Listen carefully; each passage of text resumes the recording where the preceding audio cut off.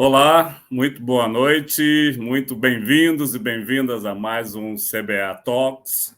Quero aqui dar boa noite a todos e a todas que estão nos assistindo nesse momento e quero já iniciar solicitando para aqueles que ainda não fizeram que, por favor, cliquem no ícone logo abaixo da tela do YouTube, onde está escrito inscrever-se, e assim terão acesso não somente a esse, mas aos demais conteúdos anteriores e futuros que vamos publicando nesse ambiente. Quero também ressaltar nosso objetivo de que esses encontros sejam os mais interativos possíveis, não sendo apresentações, mas sim conversas e debates sobre temas relevantes no âmbito não só da acreditação, mas sim da gestão da qualidade, segurança e saúde. Portanto, quero solicitar que possam participar com perguntas e comentários também importantes no nosso chat, que está sendo monitorado por nossos técnicos, e vamos trazendo para o debate essas colaborações dos que nos assistem aqui ao vivo, a quem agradeço mais uma vez. Bom, hoje vamos tratar de um tema para o qual ocorrências recentes destacaram ainda mais a importância dessa discussão, e aqui com especialistas e representantes de instituições de referência sobre a questão da segurança das instalações e infraestrutura em instituições de saúde, no nosso caso hoje grandes hospitais, e vamos tratar também da aplicação de novos padrões destacados pela Joint Commission International, a JCI, na sua última edição do Manual Hospitalar. Não basta apenas ter instalações esteticamente bonitas e modernas, mas se faz necessário planejar, inspecionar, avaliar, monitorar e estabelecer planos regulares, contínuos de melhoria e de atualização dos sistemas e das instalações. As ocorrências de emergências, especialmente de incêndio, têm se intensificado, e não é preciso aqui eu detalhar as consequências, porque as notícias já têm feito esse papel, inclusive no último ocorrido na Santa Casa de Belo Horizonte, com morte de alguns pacientes em função de transferências, da evacuação e a transferência desses pacientes. Também temos, inclusive, aí já distribuímos entre o grupo aqui a base de referência de um trabalho do Dr. João Lucena, que inclusive foi avaliador da JCI, trabalhou também conosco no CBA, um amigo, onde aponta a ocorrência de 130 incêndios registrados entre 2019 e 2021 em instituições de saúde, um número acima de qualquer boa expectativa, e isso envolve hospitais públicos, privados, grandes e pequeno porte, com localização geográfica também bastante distinta. Então, tudo isso traz a relevância desse tema, e por isso ele já estava no nosso cronograma e foi agora adiantado um pouco para ser atual. Não vou tomar mais tempo e passo a apresentar cada participante aqui, é importante vocês conhecerem, concedendo aí 1 minuto para que cada um possa se apresentar, destacando o que for principal aí na sua formação e na função atual que exercem dentro de cada uma dessas instituições. Primeiro, quero, então, convidar aqui o Tarcísio para se apresentar em nome aí do Hospital Alemão Oswaldo Cruz. Muito bem-vindo, Tarcísio, boa noite e obrigado aí. Boa noite, Helena, boa noite a todos. Eu, em nome do hospital aqui, que acabo agradecendo a oportunidade de participar dessa mesa redonda de debates aqui, mesmo que não seja uma mesa física, né? Vamos discutir alguns assuntos que são de extrema relevância para a gestão de engenharia e, enfim, a própria gestão hospitalar. Bom, hoje eu exerço a função de gerente de engenharia aqui do Hospital Alemão, né? Ficando sob a minha responsabilidade as áreas de engenharia de infraestrutura, manutenção, obras e reformas, engenharia clínica e bombeiros, tá? A minha formação, eu sou engenheiro eletricista e pós-graduado em gestão de manutenção e ativos e pós-graduando em gestão de facilities. Eu estou no hospital aqui há 14 anos. Isso, Tarcísio, quanta tarefa, hein, Tarcísio? Muita Tem bastante. responsabilidade, né? Mas é um complexo, né? Toda essa questão estrutural do alemão Oswaldo Cruz, Sim. assim como também é do nosso próximo convidado, que também é de uma grande instituição. Tenho um grande prazer aqui recebê-lo. E, por favor, então, Anderson Cremasco, boa noite, bem-vindo aí. Boa noite, Heleno. Primeiramente, agradecer o convite. É um prazer estar com vocês aqui discutindo esse tema. Acho que é da mais alta relevância, né? Eu sou administrador de formação e hoje eu ocupo a cadeira da diretoria de logística, infraestrutura e facilities no Círio, que tem todas essas áreas de infraestrutura, bombeiros também. É uma área que a gente é bem sensível a esse tema de hoje. Ótimo, ok. Vamos ter bom debate aí. E aí, agora, a gente tem a representante de um hospital que eu, particularmente, aqui, óbvio, né, considerando aí a estrutura de cada um, mas de um hospital que está no meio de um grande jardim, um belo jardim, que tem uma passarela fabulosa ali, que nos coloca, nos remete, né, a uma situação diferente. É a Thaís Rodrigues, do Hospital Moinhos de Vento. Bem-vinda, Thaís. Boa tarde, Heleno. Boa tarde a todos. Então, sou a Thaís Rodrigues da Silva, sou supervisora de engenharia predial aqui do hospital. Também sou líder do capítulo FMS, né, para acreditação. E estou ansiosa aqui para a gente debater esse tema tão necessário e importante para as nossas instituições. Muito obrigada pelo convite. Ok, excelente, Thaís. Bem-vinda aí, né? E também temos aí uma presença importante, né, de uma das nossas integrantes da equipe do CBA, é uma especialista, educadora, que está na função com a gente aqui há um bom tempo e, portanto, também tem bastante experiência. Aparecida Almeida, bem-vinda e boa noite, Aparecida. Aparecida, opa. Boa noite a todos. Boa noite, Heleno. Muito obrigado pelo convite de estar aqui compartilhando com os colegas e discutindo um assunto tão importante, né, que muitas vezes não é tão mencionado nas instituições.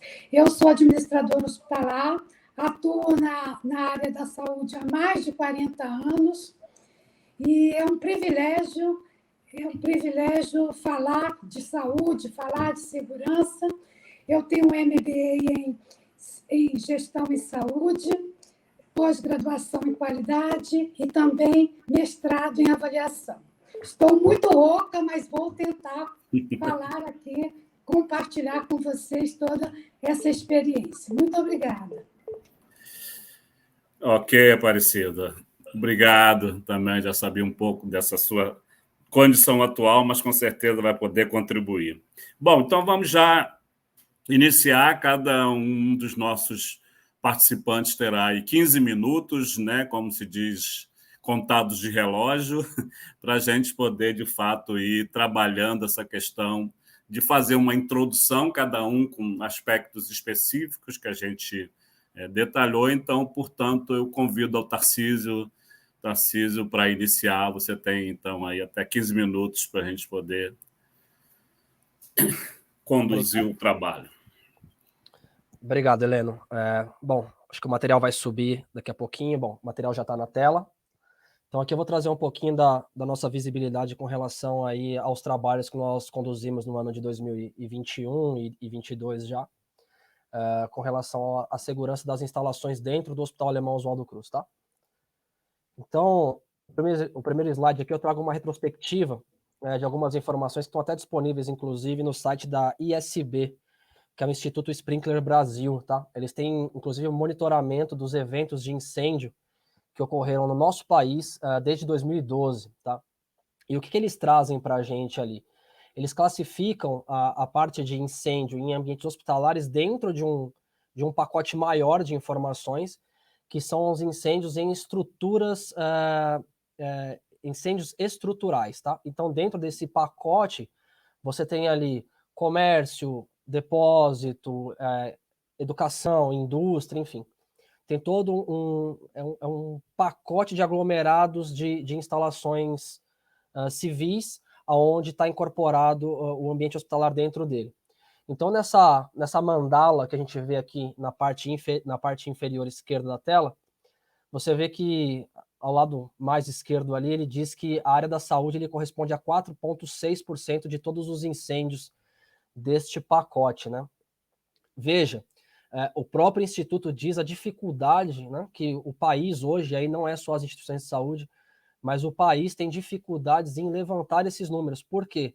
Ainda existe fragilidade na publicação dos números, ou seja, eventos ocorrem e acabam não sendo comunicados. Muitas vezes, como a gente estava até conversando um pouco antes aqui, os eventos de fato são comunicados quando, infelizmente, ocorre algum tipo de tragédia, a exemplo, né, do Hospital da Santa Casa de Belo Horizonte, Rio de Janeiro, o Hospital Badim, lá em 2020, né, que nós tivemos, acho que se não me engano, 12 mortes. E aqui do lado direito da tela, ficou pequenininho, mas veja o crescimento, né? No ano de 2012, nós tivemos 28 eventos dentro de ambientes hospitalares. Já em 2021, foram 124 eventos. Tá? Então, em 2022 ainda a gente não tem o levantamento, mas a 2021 aí são 124 eventos envolvendo incêndio dentro de plantas hospitalares, né? E o que a gente consegue tirar disso, né? Qual é a leitura que a gente faz sobre isso? Você tem ali os incêndios que ocorrem, obviamente, em instituições estaduais, federais, enfim, que você tem aquela restrição de investimento, e isso, de fato, corrobora para o envelhecimento e a fragilidade da estrutura como um todo, mas a gente também teve eventos importantes dentro de instituições privadas. Né? Então, aqui eu trago uma reflexão que, para a avaliação e implementação de melhorias de estrutura, esse assunto ele tem que ser discutido numa mesa à parte e ele não pode concorrer com investimentos e geração de receita. Né? Então, muitas vezes a gente enxerga alguns colegas, a gente vai conversando com colegas de mercado e naquele momento de planejamento, de CAPEX, ou como outras empresas chamam ali, um pacote de investimentos para os próximos anos, os investimentos de manutenção e de engenharia, eles estão dentro de um mesmo core de discussão de investimentos de expansões diárias, de novos negócios, de renovação tecnológica, e isso deveria ser tratado de uma maneira à parte, né? Por conta de, se a estrutura não estiver saudável, os novos negócios também não estarão, né? Então a gente precisa, de fato, colocar essa pauta mais em evidência e não tratar isso como simplesmente um assunto de manutenção, mas sim um assunto de saúde da instituição, né? Então, saúde estrutural. Qual o nosso nível de saúde hoje para oferecer serviço de saúde de excelência ou aquele nível de saúde que a gente se propõe a entregar para o nosso cliente final, né? E aí não só o cliente, mas também colaboradores, parceiros, clientes médicos, enfim, a gente tem que pensar no pacote de informações como um todo. Como é que nós estamos fazendo essa gestão desse risco das instalações aqui no Hospital Alemão Oswaldo Cruz, né? Então, nós tivemos uma atualização do nosso manual de JCI no último período, antes da nossa reacreditação, e aí houve algumas mudanças e isso corroborou também para novas movimentações, melhorias de processo, enfim. O que foi feito? Né? Primeiro, a gente precisa definir, né, como a Thaís colocou, ela é a líder do capítulo FMS dentro da instituição lá do Moinhos de Vento, e assim a gente também tem um líder de capítulo de FMS aqui no Hospital Alemão. Então, a gente prioriza dentro desse grupo a diversidade desse grupo, então precisa haver pessoas de todas as áreas que são envolvidas diretas e indiretamente, principalmente as pessoas que estão externo ao trabalho, então externo à manutenção, externo à engenharia. Por quê? Porque você está tão imerso dentro do processo que às vezes há alguns pontos de fragilidade que nós não acabamos enxergando, porque a gente sempre procura aquele ponto mais crítico, aquele que já está mais avançado, e o usuário ele pode colaborar conosco trazendo aí itens que ainda não são risco, mas podem se tornar risco ao longo do caminho. Então, o nosso grupo hoje ele é composto pelos bombeiros, engenharia e manutenção, hotelaria, marketing, meio ambiente, o time da qualidade dá um super apoio, segurança do trabalho e segurança patrimonial. Então, a gente definiu ali uma metodologia de trabalho, então a gente equalizou isso antes de iniciar as nossas tratativas de mapeamento dos riscos, definiu o período de atualizações desse grupo, então a gente tem esse comitê que se encontra de tempos em tempos, e a gente valida as ações realizadas e as tratadas e as pendências junto com esse comitê. Existe um reporte dentro da instituição para que o risco ele seja de conhecimento desde o time operacional até o mais alto executivo. No nosso caso aqui, como nós somos uma filantropia, a gente não tem um proprietário, não há um grupo acionista, então isso é reportado direto para o conselho executivo do hospital, através da auditoria interna, ou seja, as informações que são alimentadas dentro desse mapa de risco é levada diretamente para o comitê, sem nenhuma intervenção. Então é um pacote fechado de informações para que o conselho enxergue quais são os riscos, aonde que está o nosso plano de ação, o que a gente precisa de investimento para corrigir, se aquele risco ele vai ser corrigido, se ele vai ser mitigado, se ele vai ser controlado ou se ele vai ser assistido, né? Então eu coloquei aqui uma pirâmide dessa pirâmide de comunicação. Então o topo da pirâmide é o Conselho Deliberativo, através de um reporte financeiro no formato executivo. Logo abaixo dele vem a direção executiva junto com o time de auditoria interna, né? Então tem a apresentação dos riscos, ali já tem um pouco mais de discussão sobre os próximos passos, enfim. Abaixo dele vem ali o nível de gerência e do próprio comitê de segurança das instalações, então a gente discute as ações, cria grupo de trabalhos e vai tocando essas atividades.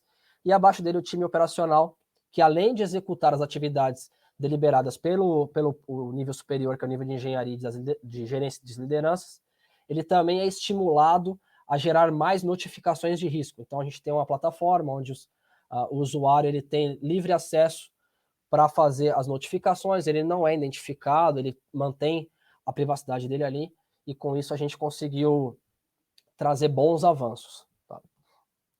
O processo, ele se deu no início uma criação de comitê, na sua sequência a gente criou ali a organização, então as definições de responsabilidade por área. Depois disso, a gente entendeu como é que nós iríamos compartilhar essas informações, né? De todos os encontrados, das fragilidades, enfim, inclusive dos pontos positivos também, para isso que serve esse grupo de trabalho. A publicação à alta gestão, né, sobre os encontrados, sobre as fragilidades.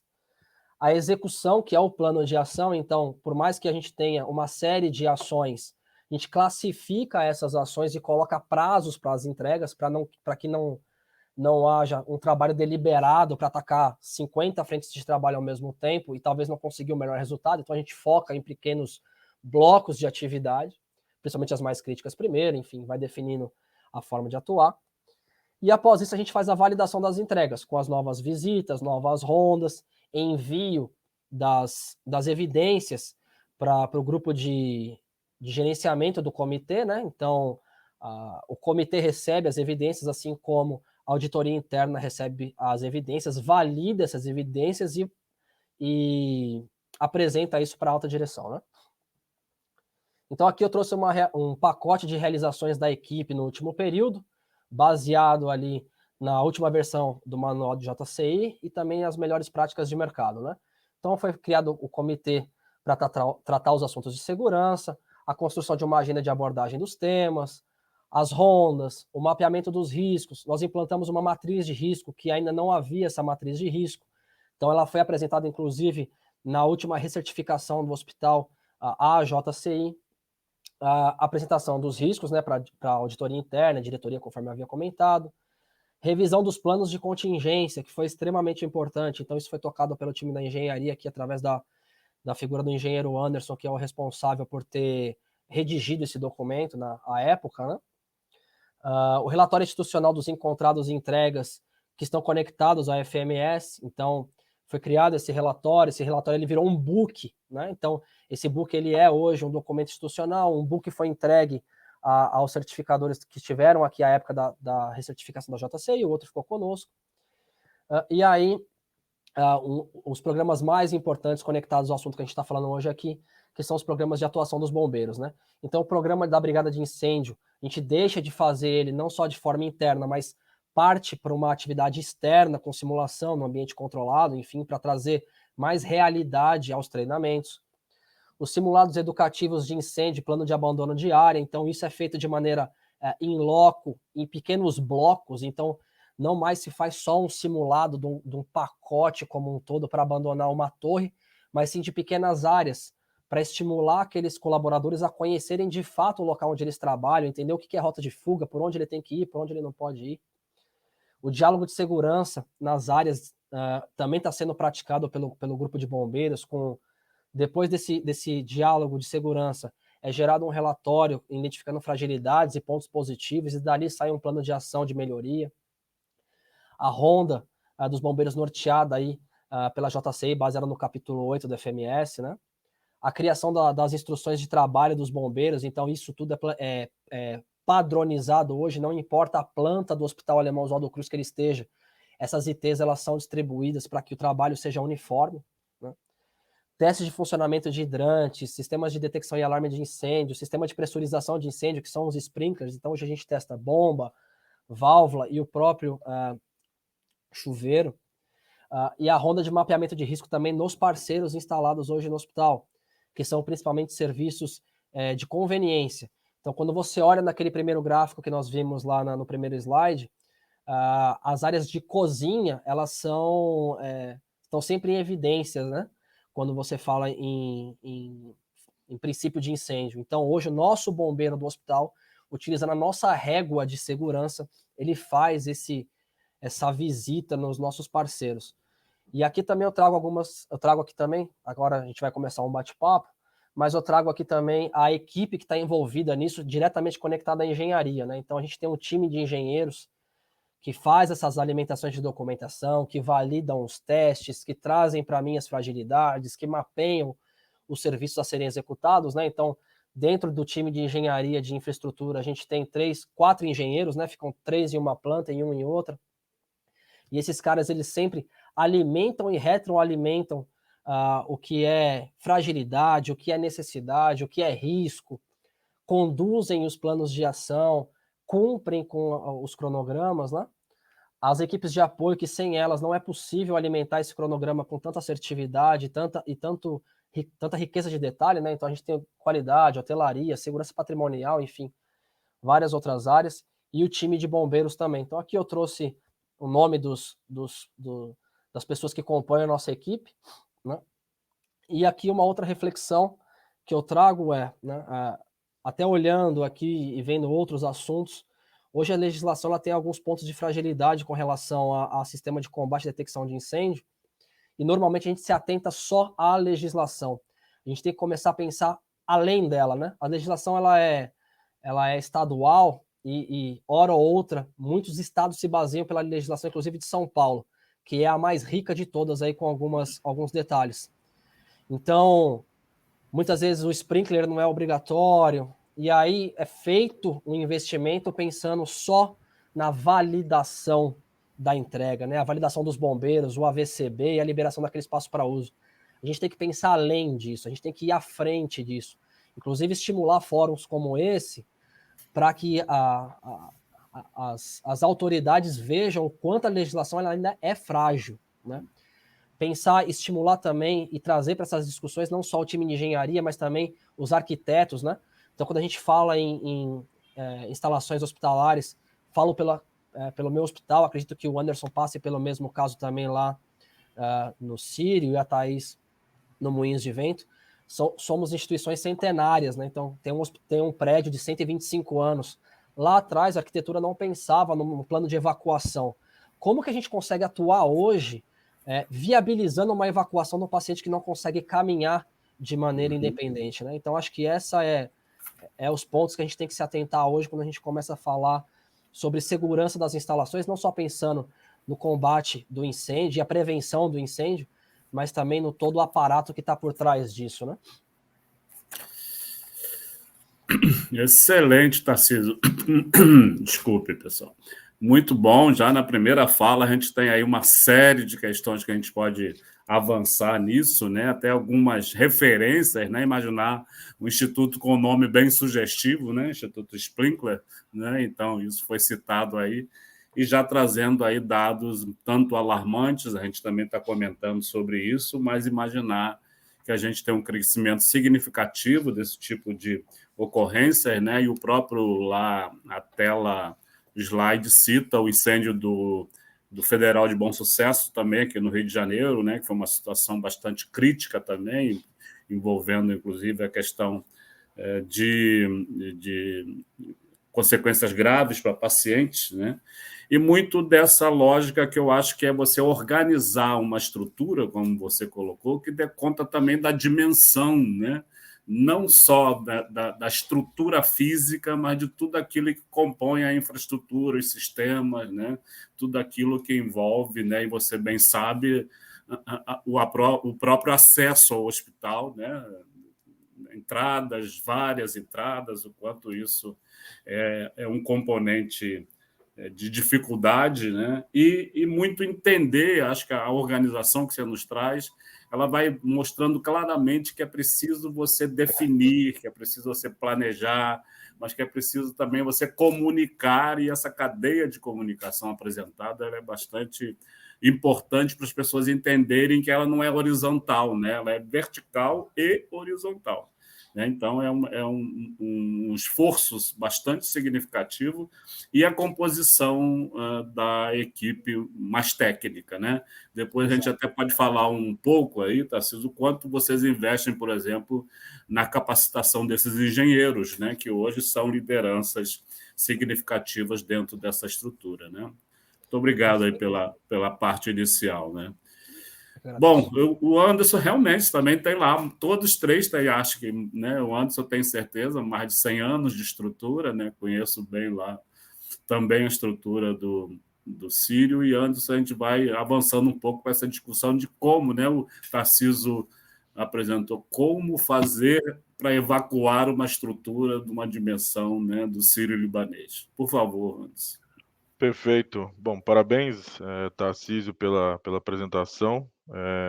Tocou em alguns temas bem relevantes, né? Quando a gente fala de investimento em infraestrutura, a gente acaba concorrendo com outras áreas e realmente precisa ter uma diretriz institucional para que isso ocorra de uma forma natural, né?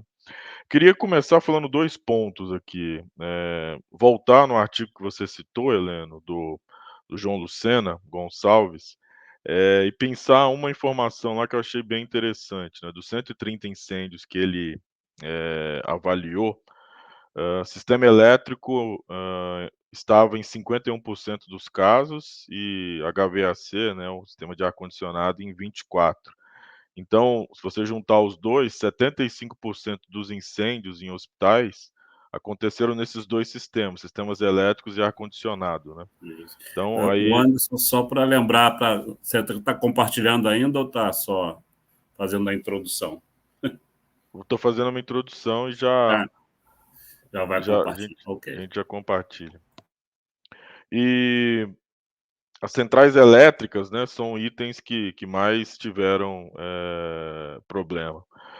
Hã, Interessante a gente comentar como, os padrões da JCI, né, principalmente o FMS 8, né, Heleno, que ele toca bastante nessa área. Eu acho que ajuda bastante o gestor a ter uma diretriz, ter uma análise mais objetiva sobre a infraestrutura. É importante, se a gente começar no hospital hoje, nessas áreas, fazer um assessment, né, entender quais são os riscos, como o Tarcísio comentou. É importantíssimo a gente ter essa visão para conseguir fazer um plano. E o maior problema que eu vejo, assim, o hospital acaba crescendo, muitas vezes sem um plano diretor de expansão, e muito menos um plano diretor de infraestrutura, né. Se você está pretendendo aumentar a UTI 10 leitos, você tem que ter uma previsão para aumento da infraestrutura. E eu converso com bastantes engenheiros eletricistas, né, e sempre eles me falam que as pessoas pensam que os sistemas eles não têm limite, né, então vão pendurando ressonâncias, vão pendurando tomografias, vão pendurando ar-condicionado no sistema, e isso uma hora entra em sobrecarga e gera esses incêndios. Então, essa programação com plano diretor de infraestrutura, casado com plano diretor de, expansão, é fundamental, né, Heleno, para que a gente consiga tratar. Eu vou compartilhar aqui um material para a gente falar sobre algumas. Vocês já conseguem ver, né? Sim, sim, conseguimos. Então, um pouco da estrutura do Sírio hoje, a gente pensou algumas coisas aqui. Equipe de bombeiros. Equipe de bombeiros entra no que eu acredito que o Tarcísio comentou, não é uma coisa muito clara hoje, né? Você tem alguns hospitais na cidade de São Paulo, a gente está falando de bombeiros civis, obviamente, que não tem equipe de bombeiro.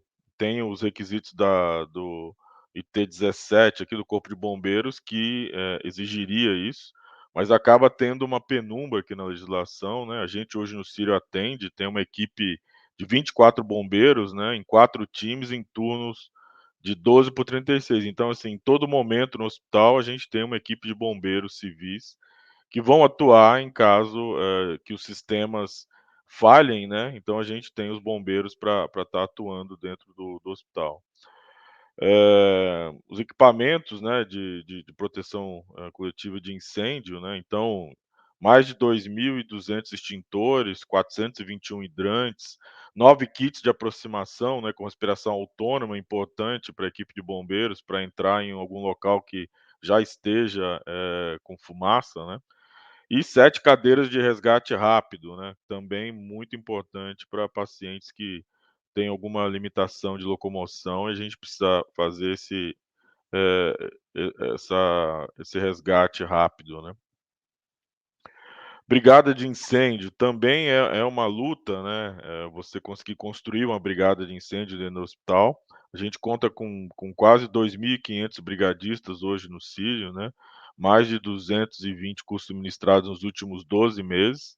Inclusive, ele faz parte dentro do SAP, né, alguns cursos obrigatórios que todos precisam fazer.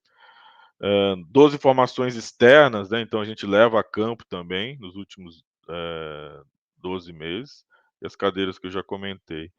Aqui é um pouco da reciclagem, né, que a gente faz, algumas situações que simulam situações reais, né, de incêndio. Em relação à prevenção, eu acho que a palavra de ordem é fazer as reciclagens, fazer os treinamentos, fazer os simulados, que a gente vai falar um pouco aqui. Quanto mais pessoas souberem, né, o que fazer nesse momento, né, que geralmente a gente tem pânico ali, é importante para conseguir manter a segurança, principalmente dos pacientes e de todo o corpo de colaboradores, né. Então aqui a gente tem vários exemplos de atuação da brigada de incêndio, que é bem atuante dentro do Sírio. Aqui a formação externa, que é um curso mais completo, né, então tem uma série de treinamentos, um campo que é preparado para isso, e a brigada fica um dia todo lá para fazer o curso e entender em situações realmente de perigo eminente, de incêndio, de uma série de coisas, quais são as ações que devam ser feitas, né. Então esse treinamento é bem exaustivo dentro do Sírio, para que a gente mantenha esse padrão de segurança das instalações, né. Hã, Só em 22 a gente nós já fizemos 45 simulados, né, simulados de catástrofe e evacuação. Então, é uma coisa que outro dia eu estava numa casa lá, que é a área de engenharia de obras, e tinha um simulado, a gente teve que sair, fazer todo o roteiro, né. Então isso é muito comum, já virou uma coisa que já está impregnada na cultura, né, e as pessoas entendem a importância disso, e quando tiverem que utilizar, né, desse treinamento, vai ser muito mais fácil. Aqui é um pouco de simulado de emergência, já um pouco mais requintado, né, o pessoal gosta de fazer a maquiagem aí, e simular algumas catástrofes em pronto-socorro, em UTI, em andares, né, fazendo, simulações realísticas, de momentos que a gente pode passar dentro do hospital. Eh Então é importante, de novo, né, treinamento aqui, envolvimento de toda a equipe, além da equipe assistencial, porque a grande questão, assim, né, não é dos bombeiros essa prevenção, né, isso tem que estar impregnado em toda a instituição, como a cultura mesmo. Parte assistencial, parte administrativa, toda a parte de operações precisa estar junto, né, e mais uma vez, todo mundo precisa saber qual é a sua função e o que ele vai fazer no momento, né. Eh, então o que que a gente prioriza, né, na cadeia de segurança em caso de evacuação, né, as rotas de fuga, né, sinalização, os treinamentos. A gente tem, óbvio, pela legislação, outro dia eu fui entrar numa escada que estava pressurizada, estava fazendo um teste, é bem interessante esse conceito, para não deixar a fumaça entrar ali na rota de fuga, então tem uma pressão positiva ali forte, né, que fica até difícil de você até abrir a porta, né, então é importante você ter esses equipamentos de proteção coletiva, né. A outra coisa importante, assim, se a sua estrutura está preparada para ser compartimentada, né, então você teve um incêndio no bloco A, como que você compartilha, faz a compartimentação para que ela não venha para o bloco B, que ela fique isolada no bloco A. Isso tem uma série de normas, né, e quando você desenha o projeto, você já precisa compartimentar, né, essas questões. Os insumos críticos, né, você precisa ter redundância no hospital, redundância e disponibilidade é um mantra, né, que a gente tem para todas as áreas. Desculpa. E gases medicinais, energia, água, ar-condicionado. E no momento ter a comunicação assertiva aí, né, em relação ao processo. O que que cada um faz aqui, né, no momento de evacuação? Os bombeiros, obviamente, vão à frente para combater o incêndio, fazer varredura de áreas, né, retirada de paciente. Os brigadistas dão apoio aos bombeiros, né, apoio no combate ao incêndio, retirada de paciente. E a gente tem as prioridades, né, os pacientes que deambulam primeiro, as pessoas com dificuldade de mobilidade, depois as pessoas que não deambulam, né. Então, aqui eu vou parar a apresentação.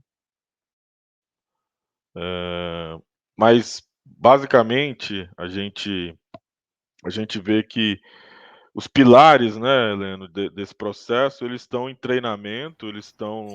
Sírio tem um contingente de colaboradores, são quase 10.000 colaboradores, né, Bela Vista, Brasília, Itaim, Jardins. Como que você treina todo mundo, como que você orienta, como que no momento de estresse, né, como que você tem uma diretriz única e cada um saiba o que fazer em prol ali do melhor para o paciente. Acho que para introdução seria isso, Heleno. Ótimo, excelente. Eu também já trouxe aí uma série de questões, né? Vocês não conseguem visualizar diretamente todos os comentários, mas já estão aí muito positivos, né? E a gente vai voltar em alguns temas, né? Mas acho que é uma questão fundamental que você iniciou, sua introdução lá, da questão dos investimentos, né? Do que você falou, né? Do investimento em infraestrutura, mas muito olhando melhorias, né? Olhando uma oportunidade de você potencializar os sistemas e mantê-los ali up-to-date e funcionando adequadamente, né? Não adianta nada, por exemplo, e a gente encontra muitas dessas situações nas avaliações quando você tem essas portas corta-fogo lá, né? Encostadas em imóveis, amparadas por toquinhos, né? Por vasos de planta e coisas desse tipo, né?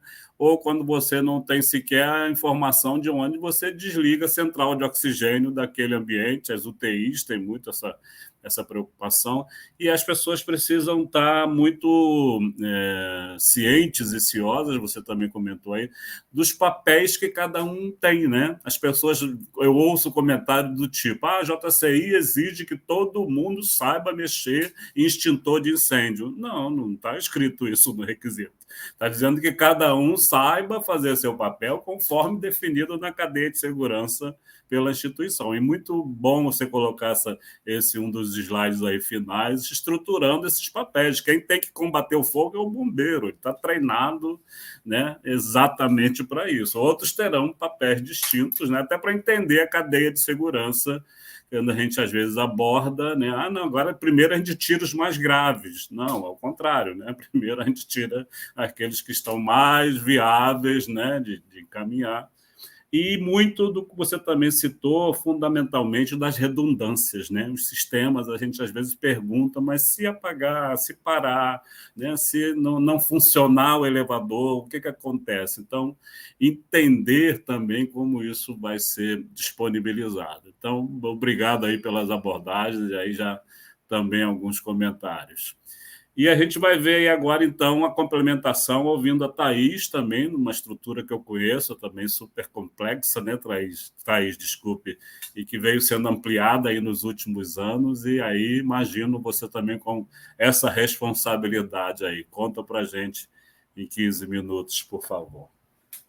Então, Helena, até pegando alguma fala aqui do Tarcísio, né, e do colega também ali do Círio, o hospital é um organismo vivo e está sempre em modificação. Se falou muito da questão das instituições serem centenárias. Às vezes, dentro das nossas instituições, com os recursos que a gente já tem dificuldade de conseguir acompanhar toda essa mudança de cenário que ocorre dentro de uma instituição de saúde. Imagina as instituições públicas, que os recursos, às vezes, são muito inferiores, né? Na nossa conversa assim, preliminar, antes da nossa apresentação aqui, o Heleno me pediu para montar, não sei se vocês já estão vendo aqui minha apresentação, de como planejar e realizar simulados de emergências e desastres, né? Então, aqui eu vou falar um pouquinho sobre isso, e o Tarcísio também comentou sobre os dados do Instituto Splinker. Aqui eu também trago os mesmos dados, que os serviços de saúde e institucionais foram realizados 124 registros de incêndio no último ano.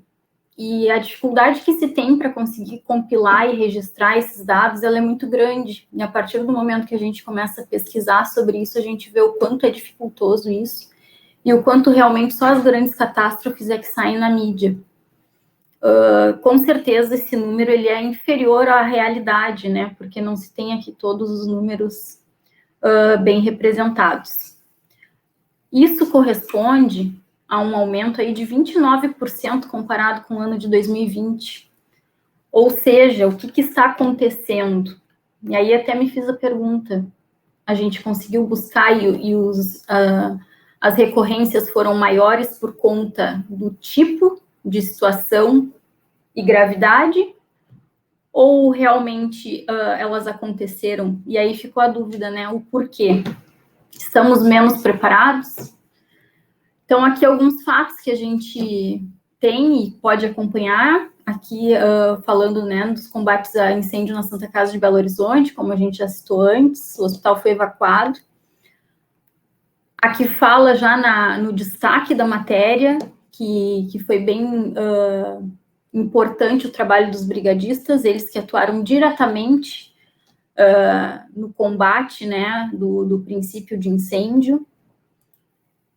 A importância da gente ter o pessoal treinado. Aqui a gente tem também uma casa de saúde em Messejana, uma casa de saúde mental, onde também o papel dos brigadistas foi fundamental, não sei se brigadistas, mas funcionários treinados aqui, como chama na matéria, mas destacando de novo a importância do treinamento, e hoje a gente fala disso, de instituição de saúde. Aqui dentro todo mundo tem o curso, né, de parada cardiorrespiratória. Por que não todos estarem envolvidos também nesse tema e terem esse curso e estarem conscientes? E aí vem a questão de cultura, da alta direção, que isso tem que vir de cima para baixo, vindo com os recursos, vindo com a necessidade adequada, com o fórum adequado para que a gente possa tratar dos problemas e dessas mudanças frequentes. Aqui também o Hospital São Lucas, em Copacabana, né, os pacientes retirados às pressas, uma situação assim que ninguém um dia espera passar, mas que a gente precisa, sim, treinar pessoas para passarem por isso, que são essas pessoas que vão estar à frente no primeiro combate. Aqui eu trago um pouquinho do planejamento, e aí eu vou falar para vocês sobre a importância do programa de prevenção e proteção contra incêndio, e esse programa ser algo que esteja intrínseco na cultura da instituição, porque sem isso dificilmente a gente vai conseguir evoluir para que consiga ter isso difundido entre todos os colaboradores. E esse programa, ele é um programa denso, mas que ele deve conter todas as informações relativas aos equipamentos, aos projetos, às rotinas, inspeções, treinamentos. Tudo seja abordado ali, seja de fácil acesso, num sistema que todo mundo possa, em qualquer dúvida, buscar informação. Ele precisa considerar orientações teóricas. Aqui na instituição, a gente trabalha muito na integração de colaboradores, na integração de terceiros, que esses profissionais, quando entram aqui na casa, saibam que, sim, eles precisam se preocupar com isso e que a gente vai precisar que eles tenham conhecimento de como agir numa situação de sinistro, né? Então, a gente bate bastante nessa tecla, na integração. Temos como obrigatório na nosso plano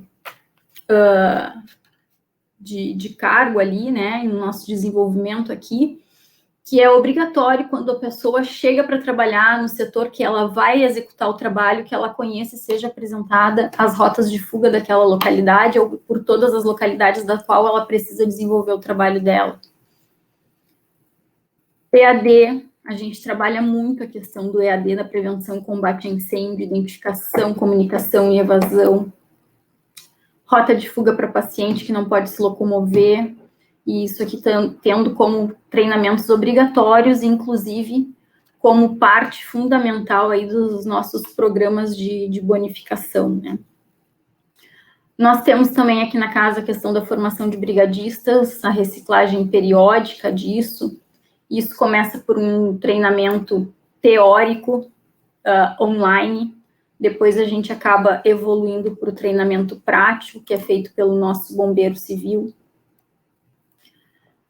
Continuando dentro do programa, né, a gente fala ali das questões práticas, dos exercícios simulados de incêndio e evasão, não sei se é o caso, né, mas é um tipo de situação que a gente acaba tendo muita dificuldade, porque às vezes as pessoas têm dificuldade de adesão a essas questões de simulado de incêndio e evasão, mas é uma necessidade pulsante dentro de uma instituição de saúde, né, não pode ser colocado de lado, e por isso, de novo, né, eu insisto em colocar a condição de que isso tem que estar na cultura da empresa e vir, sim, estimulado pela alta direção. Tem um cronograma anual dinâmico desses exercícios de simulado e evasão. A gente aborda nesses simulados exercícios práticos de comunicação, evasão, com simulação de vítima, sem simulação de vítima, simulação das equipes de apoio, bombeiro civil, simulação de montagem de linha de hidrante, extintores, rotas de fuga, pontos de encontro. E aqui eu trago algumas evidências dos treinamentos que a gente faz na casa. Esse aqui é um relatório fotográfico com algumas equipes de médicos, dos quais a gente conseguiu abordar e conscientizar que, sim, eles estão aqui dentro, eles precisam saber, eles precisam estar por dentro da rotina e como proceder em caso de uma situação de sinistro com um incêndio. Então, a gente conseguiu abordar alguns médicos, aqui deflagrando o processo, depois fazendo a evacuação pelas escadas de emergência, chegando até o ponto de encontro. Então, a gente conseguiu aqui fazer. Aqui é um outro registro de algumas abordagens que também conseguimos fazer, tanto com nossos colaboradores de áreas administrativas, como das operadoras que ficam aqui dentro da instituição, e aí a gente pega os nossos colaboradores próprios e os terceiros que estão aqui dentro também, simulado aqui com simulação de fumaça, e o registro aí da sequência, né, que gerou esse treinamento. Além de tudo isso, a gente tem uma parceria bem forte aqui com os nossos bombeiros militares. onde a gente faz rondas periódicas com eles para mapeamento dos acessos às edificações. Eles trazem o caminhão aqui para testar os nossos acessos, saber se os veículos acessam e conseguem chegar até os prédios. E a gente também tem uma agenda de visita com eles, onde eles vêm e acompanham os brigadistas e, às vezes, acompanham alguns simulados para identificar como está sendo a rotina, se está adequada, se não está, e depois que a gente possa debater isso, ver o que pode ser melhorado e como pode ser feito de forma diferente, caso alguma coisa ainda não esteja adequada. Algumas fotos dos testes que a gente faz de acessos às nossas edificações. Aqui está pequenininho, mas dá para ver essa quantidade de setinhas vermelhas, são as quantidades de acessos que temos aqui no nosso complexo. E a importância de ter a equipe de bombeiros que atende a nossa região treinada e ciente desses acessos e de de como chegar até as edificações, né? Em função de uma necessidade aí que eles já venham para o acesso adequado, caso a gente precise acionar. Então, a gente faz isso periodicamente, de forma a garantir a colaboração e numa situação que seja mais efetiva. Nos simulados, o que a gente tem que avaliar na hora de executar um simulado, né? Como é que foi abordada a informação sobre o sinistro? Na hora que a gente está lá, que deliberou um simulado de incêndio. Como é que a gente vai... A gente precisa identificar e pensar como é que está sendo a seriedade da equipe que está participando do simulado. Estão achando estão levando a sério? Não estão?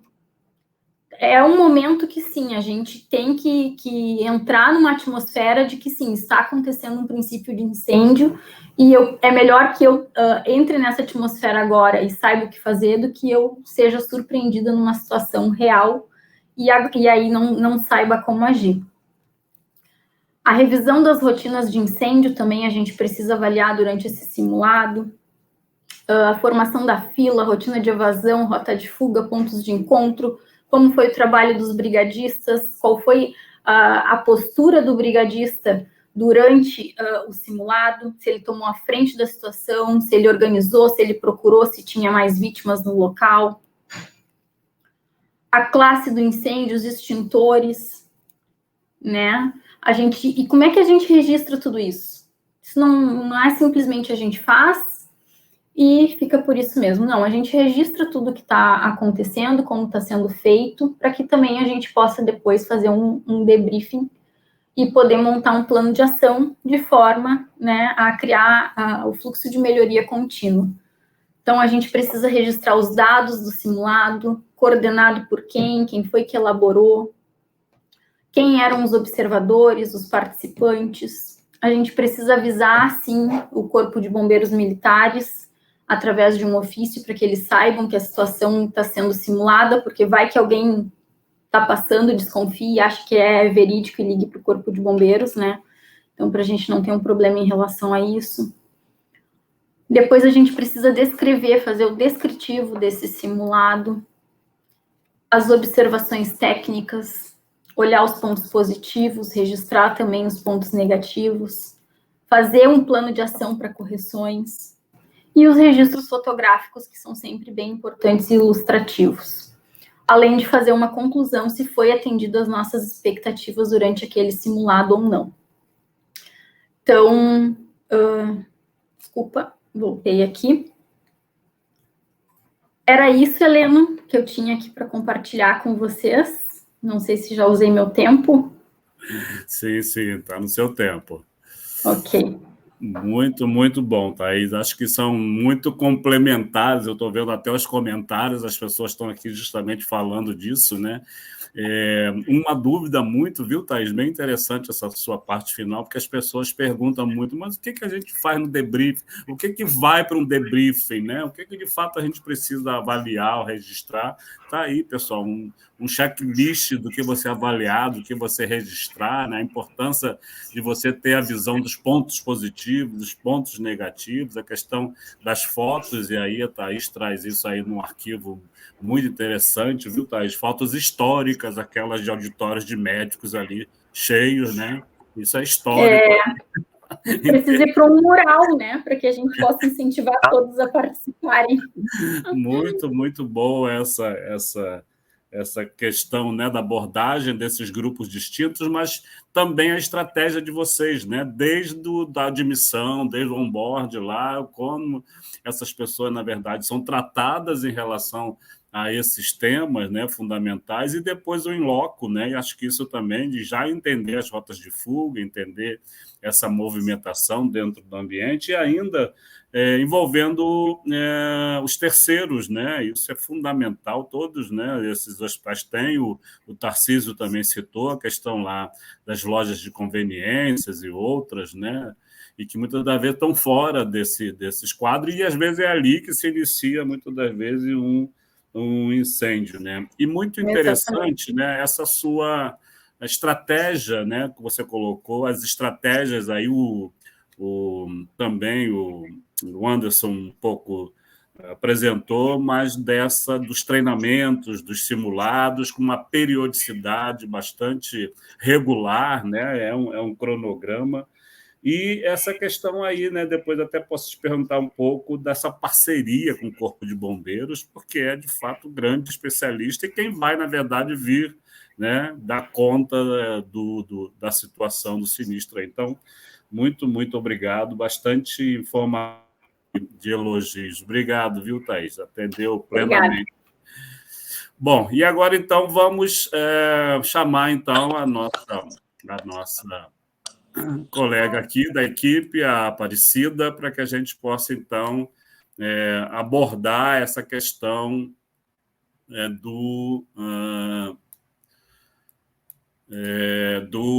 Opa, acho que apertei errado.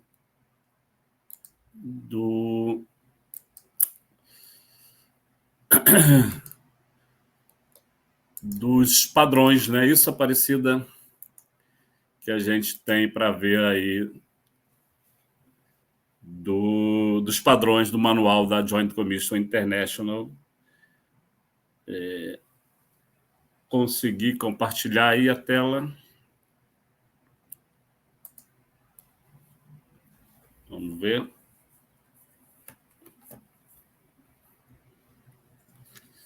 Acho que está sem som.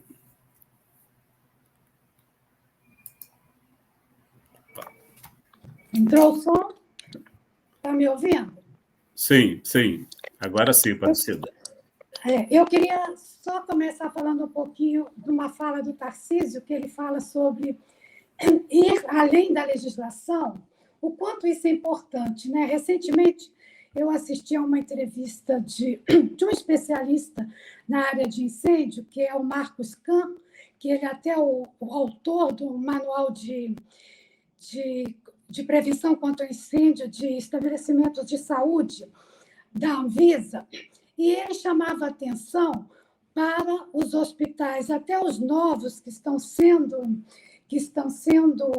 construídos, que os arquitetos eles focam muito na questão dos processos assistenciais, que são importantes, mas esquece um pouco dessa questão da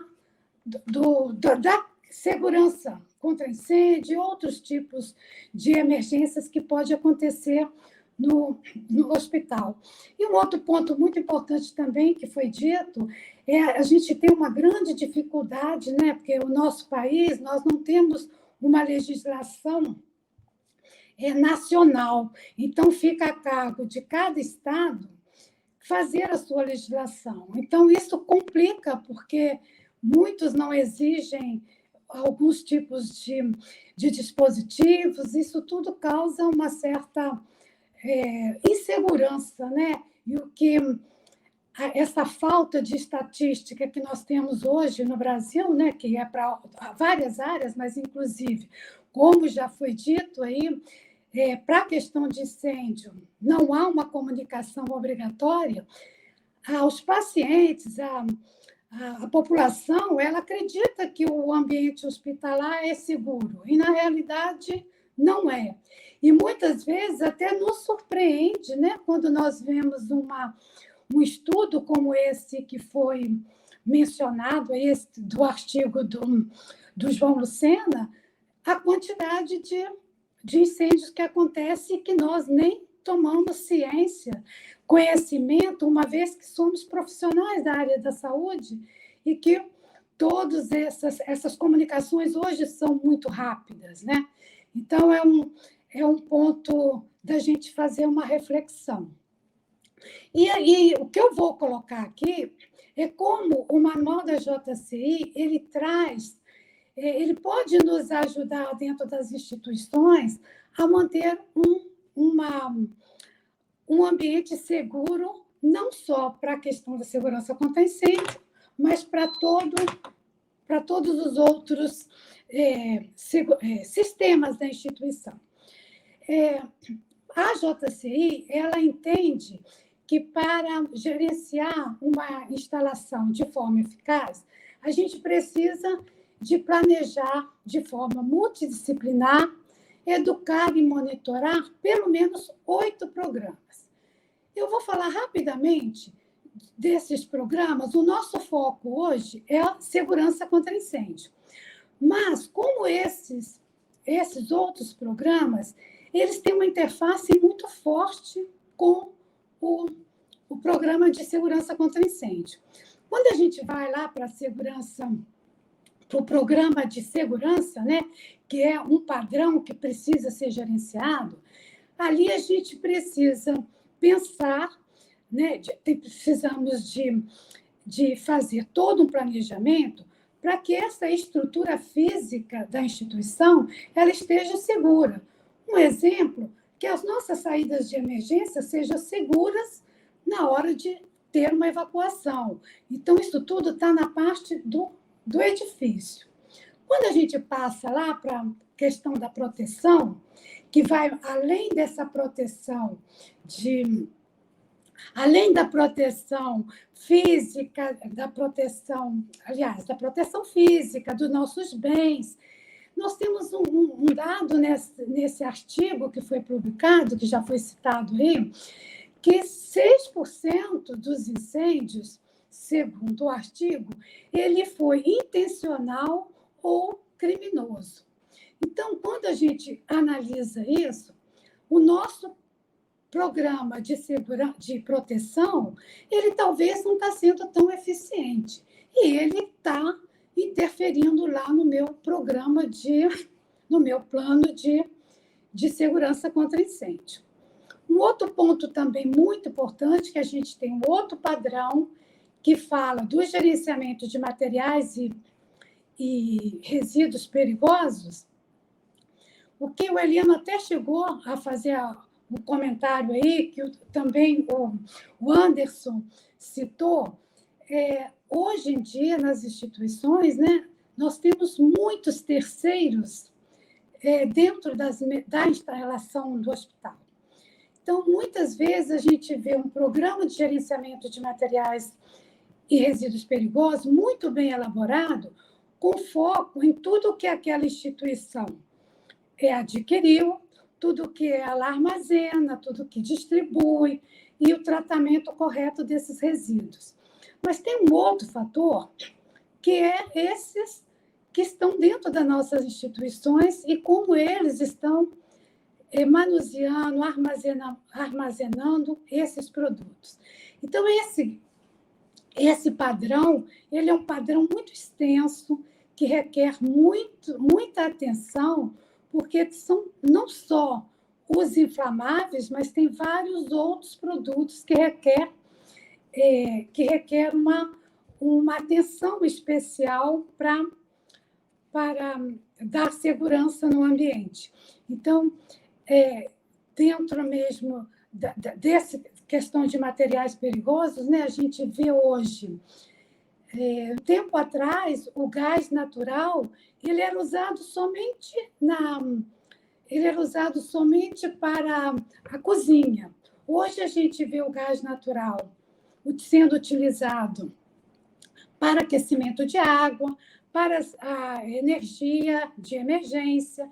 Então, é mais riscos dentro das instituições, dessas instalações. Então, é um padrão muito rigoroso e que, se for se for planejado de acordo com as orientações que o propósito do manual orienta, a instituição vai estar segura.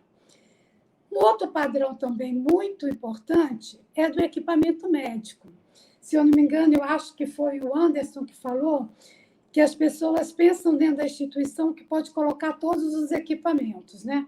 Então, na hora de você planejar uma nova instalação de equipamentos, como foi dimensionado essa instalação, como foi esse quadro elétrico, como ele está dimensionado? Ele ainda comporta, porque a gente sabe que essa sobrecarga, ela vai poder dar origem a um incêndio, né? Então, isso é muito importante, que parece, às vezes, que esses programas não estão fazendo nenhuma interface, mas eles são imprescindíveis para que aquele programa de segurança seja eficaz com as suas ações. Um outro ponto também muito importante, que é os sistemas utilitários, né? Se a gente pensar que os sistemas utilitários é que vai dar toda essa base para os sistemas contra incêndio funcionar. Como está sendo a manutenção dos hidrantes, como é essa manutenção de todas essas redes de gases, né? Não só os medicinais, o não medicinal, como a estrutura. Isso é o papel do programa de sistemas utilitários. Então, tem toda uma parte de planejamento para garantir que, na hora que tiver uma emergência, e tudo isso vai funcionar. E a gente tem visto, né? Sempre tem aí, já foi dito aí, o sistema elétrico é o campeão da origem de incêndio. O outro ponto também que a gente tem visto, né? Os geradores, a manutenção, como está sendo feita. Então, toda essa parte de utilitários que vai estar incorporando tudo que é de elétrica, tudo que é de gases medicinais, do resíduo também, que é perigoso, né? Isso tudo está dentro desse programa, que, se bem gerenciado, o meu programa de contra incêndio está assegurado, né? Então, é importante. O outro padrão também muito importante é o gerenciamento de emergência e desastre, que a Thaís falou, assim, explorou muito bem, né?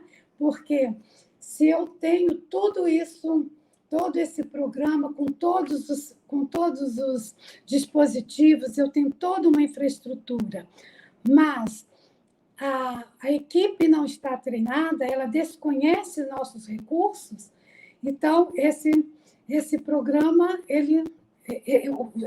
na hora que acontecer um evento, a gente não vai conseguir atuar de maneira eficiente, que é o que a gente costuma muito ver, principalmente nos últimos incêndios, né, acontecido.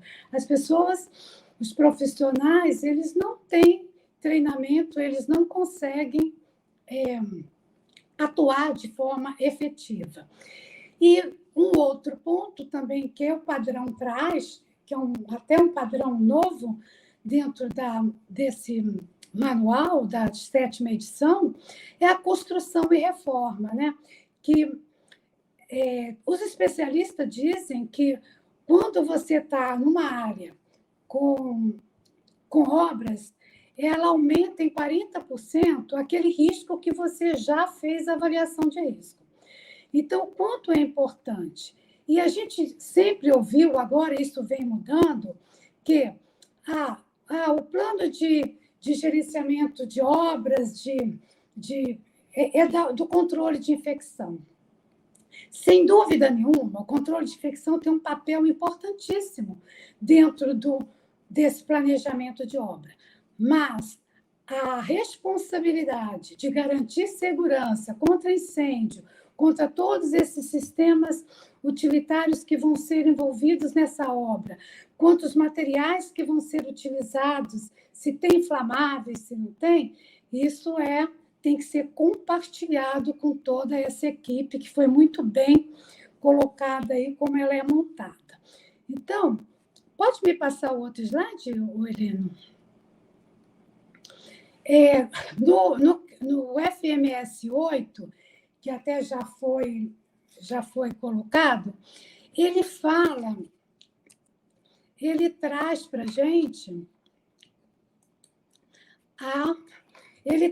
a gente como identificar e implementar.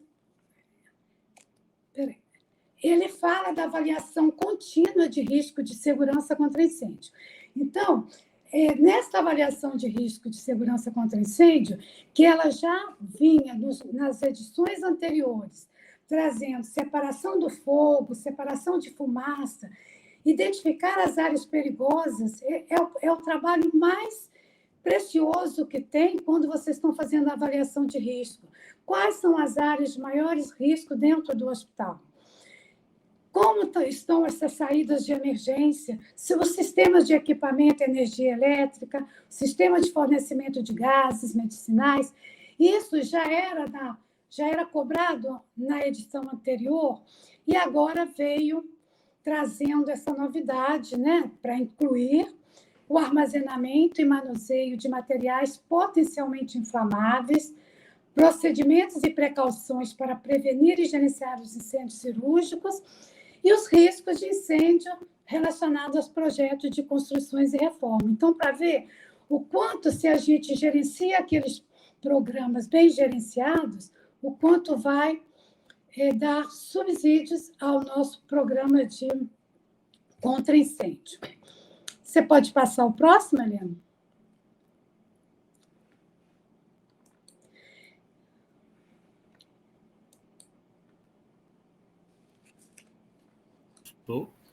Opa! Desculpa, Aparecida. Não, tudo bem. Ele traz também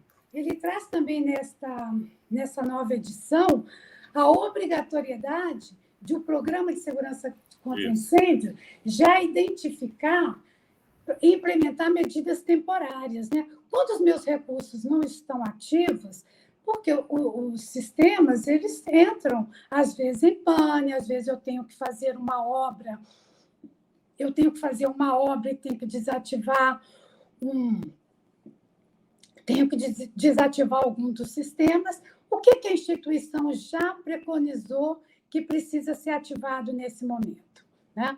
E chama também, que é muito importante, a questão que ele traz. Todos os profissionais de todos os turnos, incluindo o turno da noite e finais de semana, eles devem ser treinados. Então, muitas vezes a gente observa que esse treinamento envolve as pessoas que estão durante o período noturno, aliás, diurno. E o incêndio ele acontece a qualquer momento. Então, isso é uma exigência também do novo manual, agora, 7ª edição. E, por último, é muito importante, a gente falou da avaliação de risco do incêndio, mas o manual trouxe que os 8 programas precisam ter uma avaliação de risco, né? Para garantir uma instalação segura. E essas 8 avaliações, elas precisam ser integradas e para que esses riscos sejam priorizados e as ações sejam implementadas e reavaliadas. Então, foi até dito, nas palavras aí dos colegas, o quanto é importante essa interação de todas essas áreas da engenharia para que o ambiente fique seguro e, além disso, se houver uma intercorrência, vai ser tranquilo, porque todos estão entendendo como esses processos estão interagindo. Então, praticamente é isso que eu trouxe aqui para apresentar para vocês.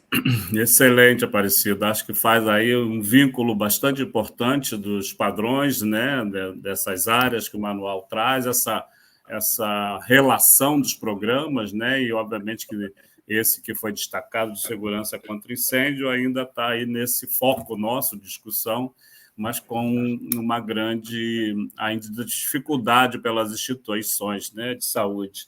E aí eu queria perguntar ao Tarcísio, até você respondeu uma pergunta aqui, né, como é que o hospital trabalha aí a questão desses recursos para priorizar investimentos, né? Isso fica a nível lá do Conselho Executivo, ou vocês, dentro das reuniões do grupo que você mostrou, já também trabalham esse investimento aí, né? Tem um aporte, você até chegou a citar ali uma cifra, poder falar para a gente?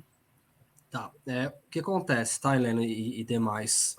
Eu levei essa pauta para a diretoria justamente porque, como o Anderson bem mencionou, os investimentos de engenharia ele acaba concorrendo com outros investimentos que são negócios e não para manter a instituição ativa e saudável. Então a gente conseguiu desvincular esse investimento, obviamente que ele passa ali por uma triagem, passa por validação do Conselho Executivo e do Conselho da direção executiva e do Conselho Executivo, mas a gente prevê um investimento anual, mais ou menos no valor daquele que eu coloquei, que eu compartilhei aqui no nosso chat, e aí a gente vai mapeando os riscos ao longo do ano, né? A gente já tem um mapa inicial, e ao longo do ano a gente vai liberando parcelas desse investimento para essas correções. Obviamente que aí vai dependendo ali dos resultados financeiros da instituição, como eu bem disse no início, nós somos filantrópicos e não temos um acionista, então depende dos resultados da instituição para que isso se converta em investimento. Então eu aguardo esse resultado ser positivo e aí eu começo a liberar pequenas cifras, pequenas parcelas de valor de investimento para que a gente atue nesses pontos mais críticos, né? Então, ora a gente faz instalações de sistema de detecção e alarme de incêndio em áreas do prédio centenário onde não existia, a gente trata algumas infiltrações, enfim, nem tudo está relacionado a esse foco de combate a incêndio, mas em si está relacionado com a saúde da estrutura como um todo, né? Isso.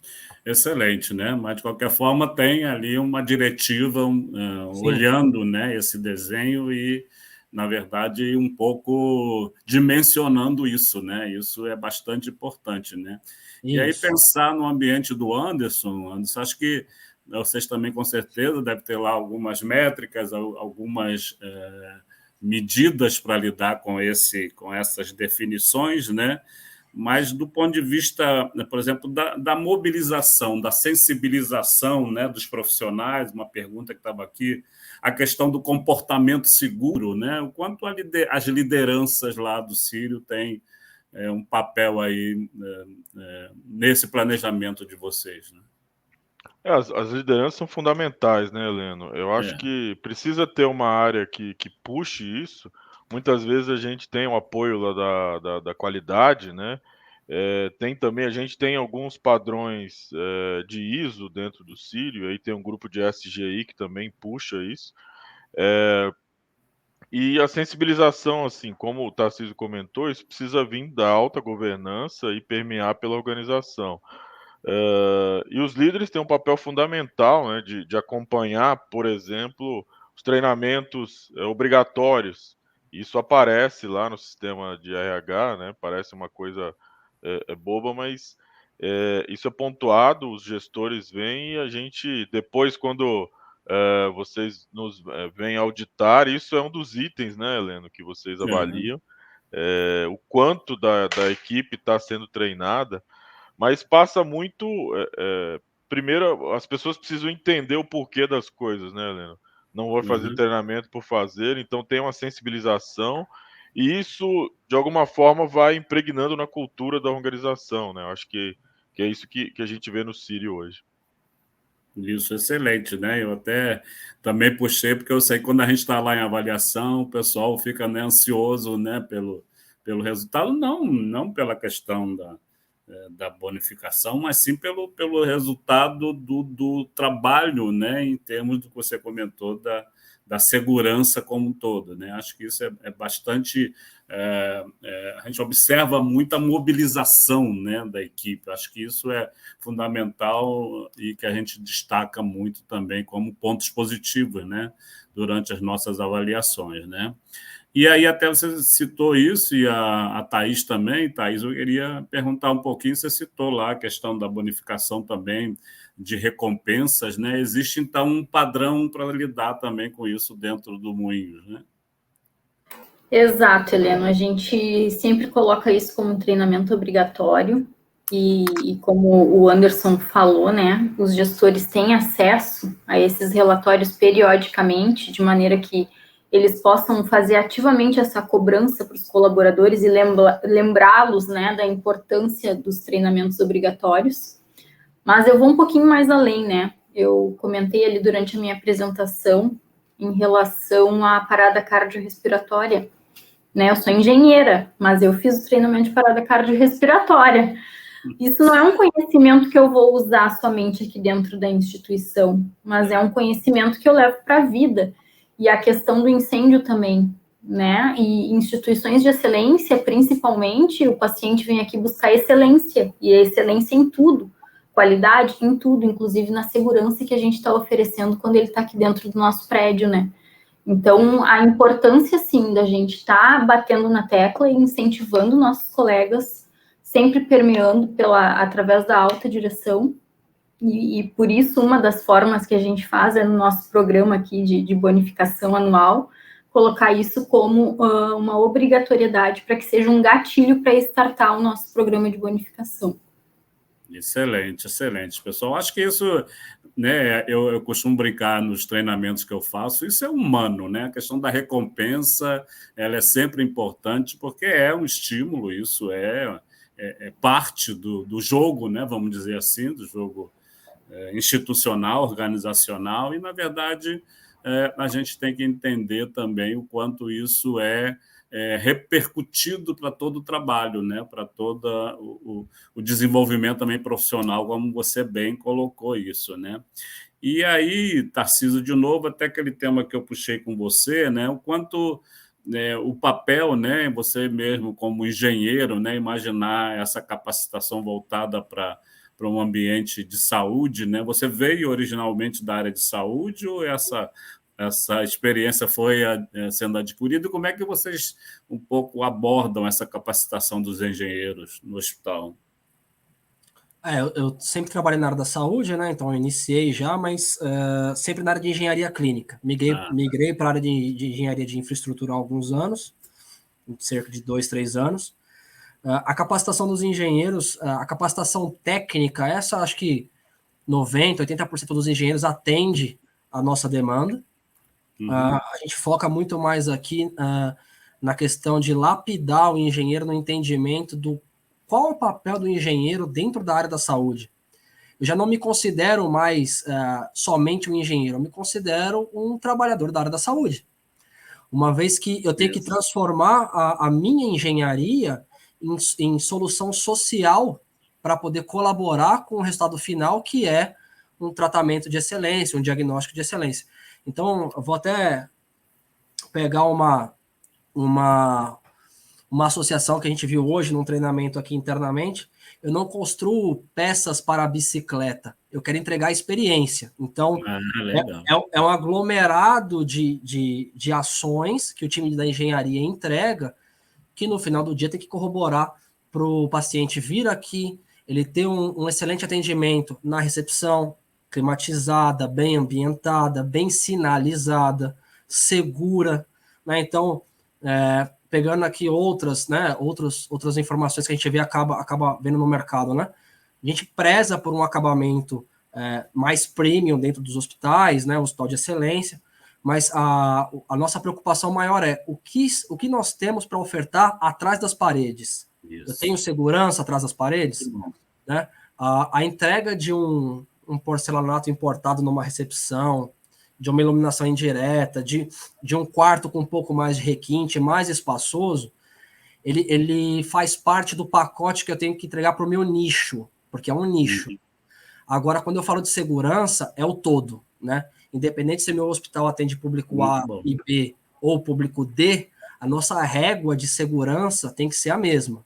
Eu não posso colocar o paciente em risco dentro da minha instalação para poder ofertar uma poltrona mais confortável. É preferível fazer um investimento maior em estrutura e garantir a segurança dele enquanto ele transita por dentro da instalação, não só ele, mas os demais, do que ofertar ali talvez uma poltrona mais requintada. Então, a gente tem que trabalhar esse equilíbrio, né? E esse equilíbrio a gente só consegue trabalhar quando a gente está engajado e todos os engenheiros, arquitetos, alta direção, cliente, entende qual que é o motivo da nossa abordagem, né? Geralmente o engenheiro ele não tem muito tato para as coisas, então acaba sendo muito direto e às vezes fica até de uma forma indelicada. Então hoje, praticamente não, 100% do nosso time de engenharia já tem esse lado humanizado mais aguçado e consegue entender o que é urgência, o que é emergência, o que é um trabalho que não é uma urgência estrutural, mas é uma urgência para atender o paciente. Excelente.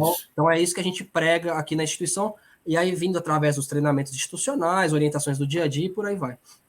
Excelente, né? Porque aí a gente fala daquele, né, da famosa frase lá do inglês que todo mundo gosta, soft skills, né? O técnico está ali personificado, mas tem os soft skills, né, que estão aí, né? Imaginar também a Thaís, que fez lá a competência em ressuscitação cardiopulmonar, isso vai, na verdade, criando outras habilidades aí e competência, né? Muito bom isso.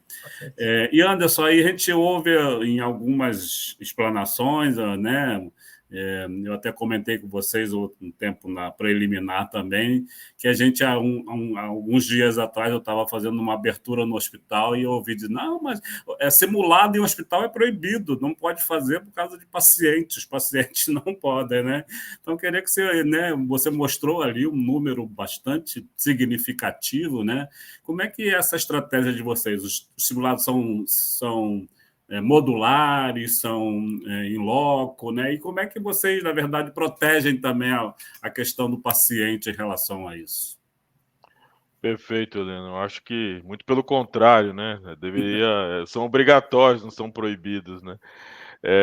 Os simulados a gente tem algumas camadas, né? Então, são feitos alguns simulados por blocos, por áreas, e depois a gente tem alguns simulados maiores, que são esse de catástrofe, que inclusive tem essa questão toda aí da caracterização, da maquiagem, para dar mais força, né, no processo. A gente tem, obviamente, os bombeiros lideram isso junto com os brigadistas, né? Então, tem todo um processo que é documentado e, assim, quem participa do simulado é registrado isso, né, Heleno? Para depois a gente ter essa evidência, né, de quantas pessoas participaram do simulado por ano. Isso consta, né? Outro dia eu entrei lá no meu perfil dentro do SAP e que eu estava devendo um simulado de evacuação de catástrofe. Eu falei, não, mas eu fui atrás do engenheiro lá do CEF, cara, mas eu fiz isso. Aí acertou, né? Porque a gente fica incomodado, né? Porque o diretor precisa dar o exemplo, né? Quando vem a lista, imagina seu nome tá ali no meio, mas é feito dessa forma. Então tem esse engajamento das equipes. Realmente incomoda, né, Helena? Porque assim, você tá ali como paciente numa situação já debilitada, a gente brinca que o paciente ele só quer estar no hospital em duas situações, né? Quando está ali na gestante ou alguma cirurgia plástica. Fora isso, regra, via geral, eles não querem estar ali. E ainda você ter uma movimentação, tem os alarmes, né? Então incomoda, mas é necessário. Eu acho que precisa ter essa conscientização e bato na tecla que essa é quase uma obsessão do Sírio, né? Que está impregnado na cultura hoje. Então quem já entra com essa cultura e no fim a gente tem processos mais seguros, né? Sem dúvida, sem dúvida. E o próprio nome já diz, né, gente? É simulado, né? Não é? O próprio manual fala, né? Se a instituição passa por uma situação real, aquilo, se documentado, passa a ser base também, como uma evidência de um treinamento, como aconteceu com a pandemia, né? Então, e os dados mostraram claramente que os hospitais acreditados estavam muito melhor preparados para lidar com essa condição, né? Que foi de uma grave emergência mundial, e números da Epimed Solutions, por exemplo, mostram isso de forma bem definida, né? A gente está chegando aí no horário, mas, Aparecida, eu queria só que você fizesse aí uma última abordagem só para reforçar, né, a importância dessa questão da avaliação de risco, mas ela precisa ser também uma avaliação proativa, né? Não é reativa. A gente tem que lidar com essa lógica, né, de ser proativo nesse sentido, né? Sem dúvida, fazer uma avaliação de risco, olhando todos os sistemas, é muito importante para garantir a eficácia, né, na hora de uma atuação. E como eu abordei, né, que todos esses programas eles vão interferir diretamente nessa segurança na hora da atuação, na atuação de um evento. Então, é muito importante que essa avaliação de risco seja feita com critério e, além de fazer, cada área vai fazer a sua avaliação de risco, que é muito importante, e depois esse profissional, né, que o manual traz agora, um profissional com experiência que vai agregar todos esses riscos, priorizar e ter ações efetivas para que uma ocorrência não aconteça.